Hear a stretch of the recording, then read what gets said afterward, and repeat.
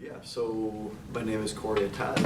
I've been here twice I presented movies? 3 times? Twice, I think. I don't remember. Anyway, a couple of times at least. So the movie, as you saw, was Drive, directed by Nicolas Refin. I think that's how you pronounce It's his name. Winding. Is it actually? Yeah. It's a weird name. It's like the font, right? Winding. So it was interesting when I wasn't there for the proposal meeting, but when I saw the list of movies, I was like, oh, that's a great list of movies. And actually, I told Amir, like, I wish Last Temptation of Christ wasn't taken, because that movie is great. I think it was supposed to be first, but now it's last. Anyway, you all should come here for that one. But when I saw that this one didn't have any presenter for it, I was like, oh, I'll take this one, partly because I love the movie. I've seen it many times. Similar to, I was thinking the other day about how it came out in 2011.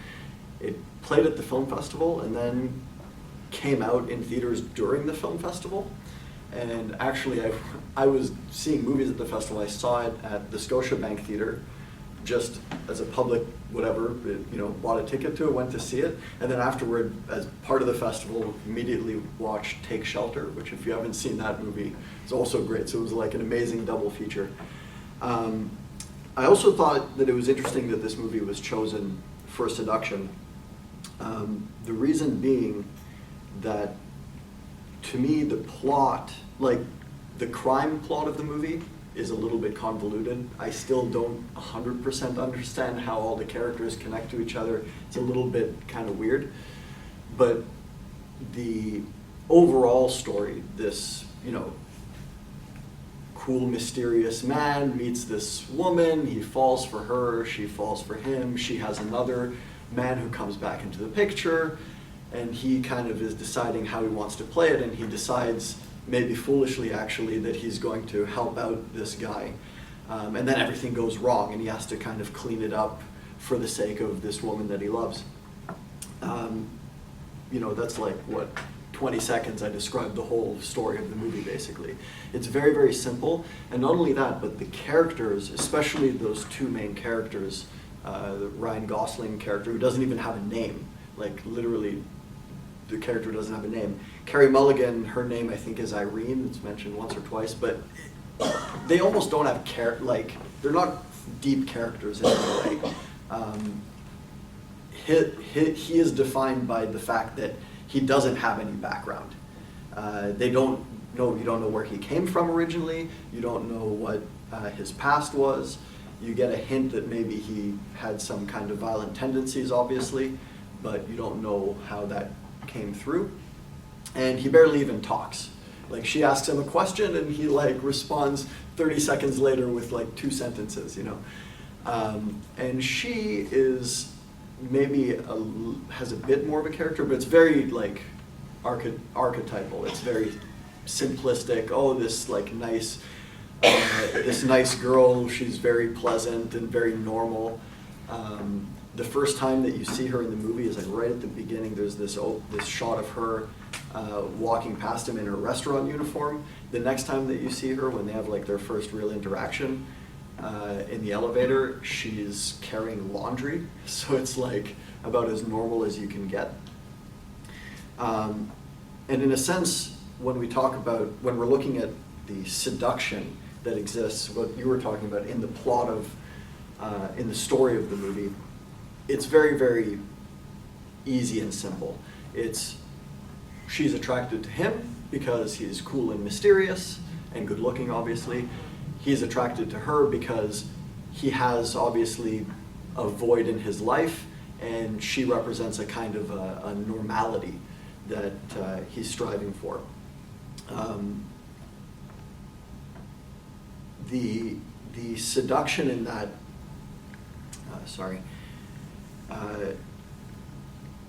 the seduction in that is extremely clear. What also kind of ends up happening a little bit in the movie is this conflict between him being seduced by her normalcy and wanting to have just sort of a normal relationship with a normal person and a kid and everything, and his natural kind of push or seduction towards criminality and violence. And this is actually the thing that's really the conflict of the movie. And in that sense, there's actually an element, as much as it's a bit of a neo-noir, actually has an element of Western. You were mentioning Clint Eastwood, like he's the man with no name and he rides into town and to rescue the girl. It plays into very usual understandings of how seduction works in the movies. But one of the interesting things about this is that it's seduction without any sex. It's not even sexy. Like there's no eroticism or anything in this movie, which is especially odd considering the style of the movie. It's like these neon colors, it has this kind of seedy atmosphere. It gives you nostalgia almost for some of those movies from the 80s. You know, some of the De Palma movies or Risky Business or something like that. And if you watch Risky Business, you know, after they're kissing, there's like a really steamy sex scene. You know, in this one, not so much. And in fact, because the characters almost have no character to them, it's almost impossible to imagine the characters even having sex. Like, they don't even seem like human beings in that way. And I think the reason for that is that what Refin is doing with this movie, he's interested in the seduction between the characters, but he's interested in playing that out through the audience.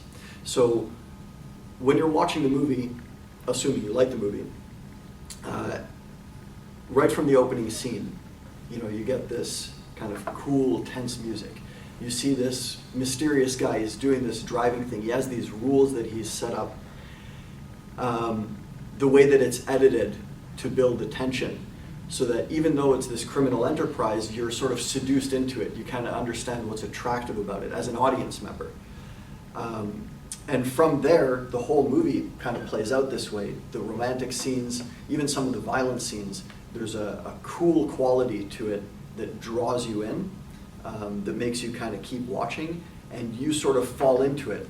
And in fact, those violent moments often happen in a very like blunt, like, oh my God, all of a sudden it's very violent, almost to shock you into or out of the seduction. That's a little bit vague, you know, it's not clear. I think you're right actually, that there's a bit of a conflict in the way the movie maybe presents the violence that can go either way. When the movie came out, one of the main criticisms of it wasn't so much the violence, but just the style, that it was like style without substance. And in a way, the movie is like, it's so basic that it almost doesn't have substance, at least not in the plot. But I think that really what at the end of the day is happening is the style is the substance. You cannot separate the interplay of seduction and romance and normality and violence. You can't separate that from the way that it's presented to you. When he's exploring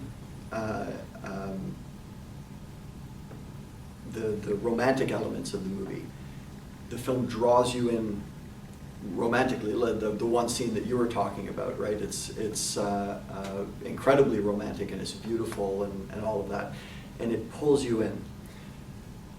Now, when it comes to that violence, there is a bit of a question, I think, about whether the director himself is maybe seduced by the violence. You see these scenes that probably don't need to be as graphic as they are, especially kind of around the middle of the movie. The last two murders are actually sort of done off camera a little bit. You know, they're not so violent. But of course, when Christina Hendricks gets shot in the head with the shotgun, it's like the whole screen fills with blood. And it's not, you could argue that it's not really necessary. And I think that Refin he tries to have this balance. So for example, in the elevator scene, my memory of that scene is always the kiss, because the kiss is the thing that's handled in this slow, beautiful thing. And then the violence kind of just happens, and it's shocking and horrible, and like it's really horrible. And suddenly, Carey Mulligan is watching him, going like, "Oh, who is this guy? I thought I understood who he was."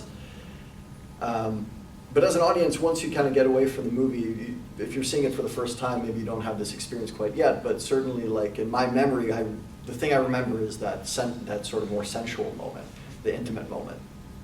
And I think that Refin, he tries to, or he thinks that by accentuating those moments in a slow way, he will have that impact where the violence kind of gets crowded out, and what the movie ultimately is about is actually this love winning out over the violence. Whether he succeeds in that is a little bit up to you. I think personally it's possible he goes over the line, but I don't know.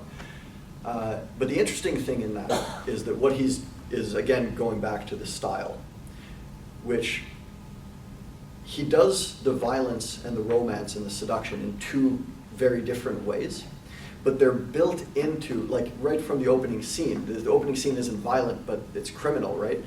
Right from the opening scene, he's blurring these lines between the seduction and the violence. And though he puts the violence in these shocking kind of moments, it fits in aesthetically with the rest of the movie. It's not like the violence looks different from the rest of the movie.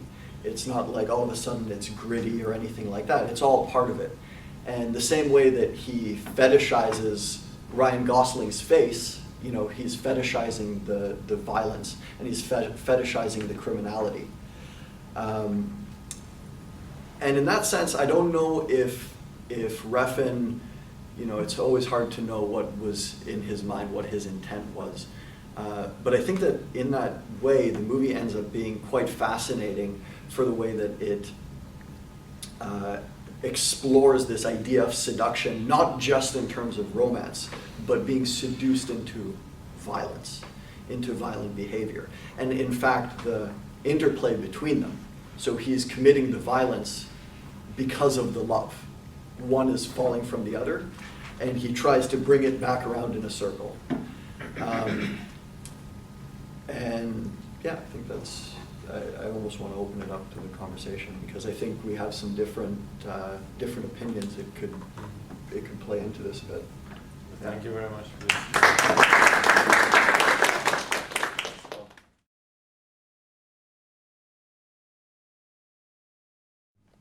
But yeah, if you have any questions from the presentation, sure. Who else? Serious, NaMaNa, please go. There's no question that many movies from many years ago recognize that the audience likes to see a superhuman, and somehow the audience would put himself into his dreams of a superhuman that can do things that the audience wouldn't be able to do, and have a sixth sense of knowing who is where and what, and then being able to be victorious over whoever that is attacking. But I think partly, just like John Wayne or Clint Eastwood or many others, that this has happened over and over. Don't you think that nowadays it would be a little bit exploiting this need of the audience too far by doing this again and again? Yeah, so I think, and this is a little bit what I meant about the way that he's using the style over the actual story. Because I think that I don't know if he comes up with an answer in the movie, but he's playing with that actually. So, the older movies, or many action movies, just present you the violence. And I think this one is, it's playing with the fact, with your own expectations of it. So even your expectation of the character, you're going like, okay, the character is a criminal, he's a good driver. You kind of get into the kind of bad elements of the character, but when he kills that guy in the elevator, again, it's a bit debatable how much he's fetishizing it, but you know, he kicks the guy's face in, and you see a shot of it, and it's disgusting. And in that moment, I think the intent at least is that you separate a bit from the character, that you're a bit put in Carey Mulligan's position, where at first you were really seduced by this person, and now you're like stepping back, like, wait a second, maybe this is a bit too much. Again, whether that carries forward is debatable, right? Payment and then that. The reason I'm saying that the movie was not believable because I don't understand why the guys, there was a gun in the movie. Mhm. The director didn't avoid gun.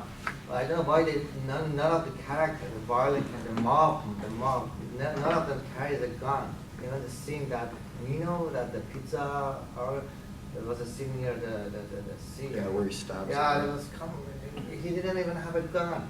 Yeah. And somehow it was unbelievable. So that's why it just took the mystery out of the movie for me. Right. I don't know, was it like a mistake? Was it a style? Because to me, the director put so much emphasis on the style Mhm. that he kind of forgot the I make the think it's just movie believable. convenience for the movie. Well, There were guns in the movie, just no. No, not that scene. If you're a Not mob, that carry a scene. gun with yourself. yeah. I think there's, my feeling about it is just that it's about the intimacy of that violence. So if it was a gun, it would be easy. So like, for example, so a couple of the bad guys use guns, and it's very easy and shocking, whereas particularly with the Albert Brooks character and with Ryan Gosling's character, he's going for, that intimacy. You have to be like next to the person, face to face. Shaking hands. Right. They're literally shaking hands when he does it. Yeah, I don't know if that means anything, but I think that it's there to centralize the violence. Like, it would be easy to dismiss if he was in the elevator and he just pulled a gun and shot the guy. You could kind of go, okay, fair enough, self-defense, it's violent, but whatever, fine. But that's not the way that they do it. The way it's like intimate and disgusting. It's really, that makes it more awful. Yeah. Exactly. The first part of the movie that the guy was talking, and that part was interesting. Mhm. But I think you could get the general idea about the actor and the movie. Mhm. Please talk about that, like the first part that he's talking and then we're sleeping. Sorry, which part? The first part of the yeah. opening scene. Yeah. The opening scene almost plays a little bit like a short film. You could release that on its own, and it would just be this amazing little short film. But I think that it goes back to what I said about the film kind of playing a bit in a circle, where it starts with this scene that really is sort of unambiguous about seducing the audience into. It's not a good thing. They're like robbing some place, and he's running away from the cops and stuff. But you're into it the same way you watch like Ocean's 11, and it's so cool. They stole a bunch of money from a casino. It kind of plays the same way, and the film, I think, ends up sort of subverting that, and then coming around to the point where he's doing more criminal things, but now for a good cause. Whether that makes the criminal things good or bad, or makes the violence good or bad, I don't think can be answered, but it takes it from a place that's very superficial, just, this criminality is cool, and makes it into something that's a bit more complicated. You have to wrestle with it a bit, I think. Yeah. I have a question regarding the subverting of character myself. Like, when they asked the director about the movie, he said, and by the way, he's a very weird guy in the interviews, right? I'm sure you have seen some of these interviews. Like, he said, like, I'm a pornographer and Right. stuff like that, right? So he said that this movie is about protecting someone, right? It's Mhm. about protecting your wife. And he posted about himself. He said, I have a beautiful wife, and I want to show how much I protect her. So I've made this movie. But as you said, from some point you would see this change in his character and also the perception of Irene from him, right? You Right. see that. And the ending as well. The ending is kind of a open ending. Mhm. He's not home, right? Yeah. Then how do you see that? Like, do you see that it's playing in a subconscious level of his mind, or is it like, what do you think about the ending? Like, is it kind of, does it match with the rest of the movie, you think? I think it does. I think that looking to interviews with the director, especially in this case, is a little bit tricky because he is kind of a weird guy, and he kind of just says things. Now, I think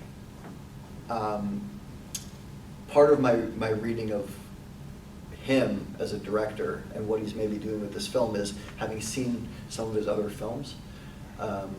They're all quite violent, and he's clearly, in my opinion, is clearly seduced by violence. Like, it's something that's interesting to him. Doesn't mean that he likes violence, like, I'm sure he doesn't go around killing people, right? But he finds it fascinating, and he's picking at different angles of it in different movies that he makes. And actually, this one, in a way, is his most successful, I think, in that respect, because some of the other ones really go overboard. There's one in particular, Valhalla Rising, that's just like, it almost gets repetitive. It's just one violent thing after another, and it's quite difficult to take. Whereas this one, I think, really does, because it has those moments where it pulls you back as an audience, and because it has that interplay between the romantic seduction and the violence, it forces the audience to question that and wrestle with it. Again, I don't know what he as a director ultimately wants to say by it, but I think it leaves the audience with a kind of an ambiguity that's interesting. That actually I don't think you would see that in a normal Hollywood movie. Most Hollywood movies don't deal with that kind of thing. It would be much more simple. Like, in a normal Hollywood movie, he would probably just have a gun in the elevator and kill the guy. It would be like a very simple resolution. He'd walk away going, oh, it was tragic he didn't get to be with the woman, but he protected her, and it's all very nice. And the movie, I think, leaves you, or tries to leave you with a nice feeling at the end, like, oh, he did succeed and whatever. But there was some cost maybe to his soul. Like, at the same time that he's developing his soul, like, the song is playing like, real human being. So it's like he's developed a little bit some kind of humanity, but partly because of his lack of humanity, it's this weird thing. Yeah, it's also interesting. One thing that I remembered with it is that even the soundtrack is often commenting on what's going on in the movie. There's one particular scene where it doesn't do that, which is when he puts on that mask near the end and he goes to kill the guy before he goes, they're at the beach. And the song is playing, it's an Italian song, or it's in English, but it's by an Italian singer. The song is called Oh My Love. And it's originally from another movie that was an Italian blaxploitation movie called Goodbye Uncle Tom. It's about these, the premise is that it's like these guys filmmakers are making a documentary, and they get a time machine and they go back in time to the time of slavery, American slavery. And that movie was like highly criticized for being extremely racist because it's so graphically violent. So it's presenting the real nature of slavery, but so graphic. And I think that it's not an accident that that song is in this movie, because it brings that connection of that violence, even in that scene that there's no particular violence in it. Again, it's something that the audience might not pick up on necessarily, but I think it speaks to what he's interested in as a director. Yeah, Martin and then Amy. I guess someone was first. Oh, you have sure. Oh, after him. Okay, I have a question about the shot that once you realize that the lady's husband is coming back from the prison, and he go to the bar or something, he was eating sometime, he met another guy. Mhm. So he approached him and said, "Oh, we worked together last year. I was in prison. My brother killed himself."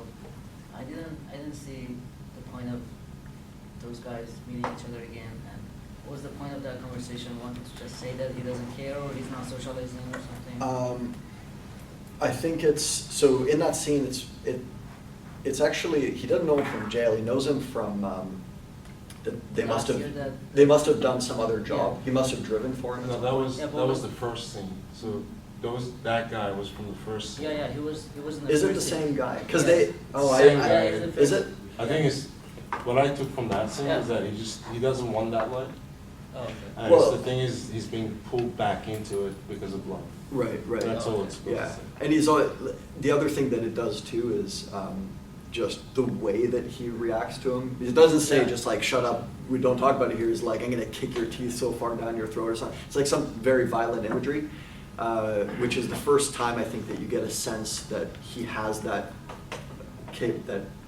capability within him to commit that kind of violence. Like there's something much more extreme going on inside. I think that's the idea. Yeah. Right.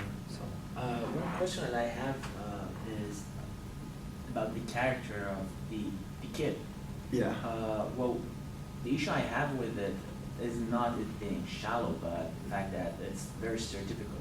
Mm. I mean, if you look at the genealogy of the movie, Yojimbo is the first kind of this type of movies. If a newcomer comes in, you have two families. As here, you had two family of mobsters. The guy is playing between them, and then the entity story both of them.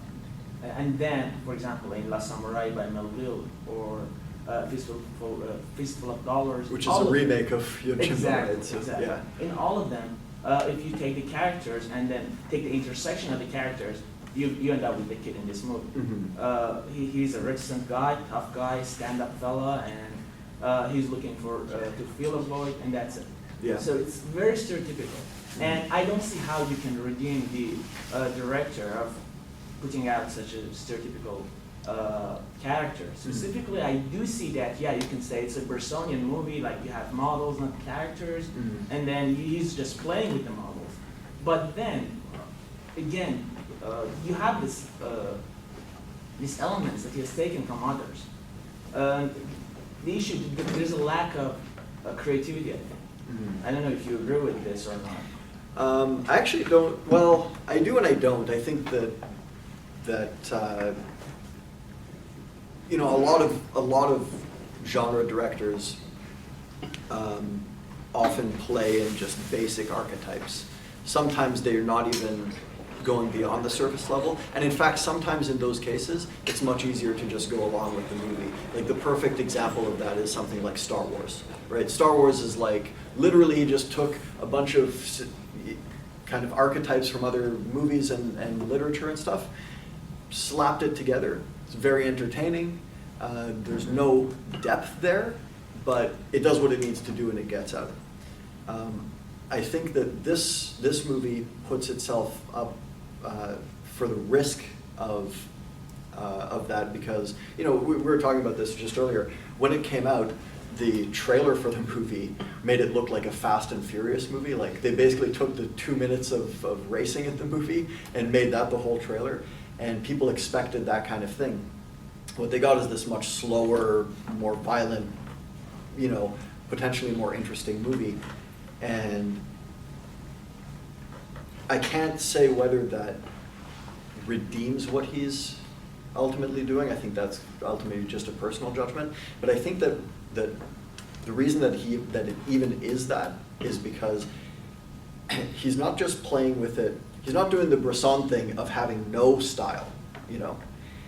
He's doing an overload of style. So he's asking you as an audience to participate with the movie on a stylistic level, to feel it aesthetically, and from that take an understanding of what's going on in the movie. And that is the kind of thing that's so personally subjective, how you react to the style. That if it was just like a Fast and Furious movie, like probably you'd just enjoy it. You'd be like, oh yeah, there was good action, there was whatever, it was very simple. But he gets you to engage in it in like a backdoor way. You know, yeah. Amir, you want to say something? I'll leave it for the discussion actually, because Okay. it's, yeah, it's not exactly a question for you. Okay, sure. So that's it once again.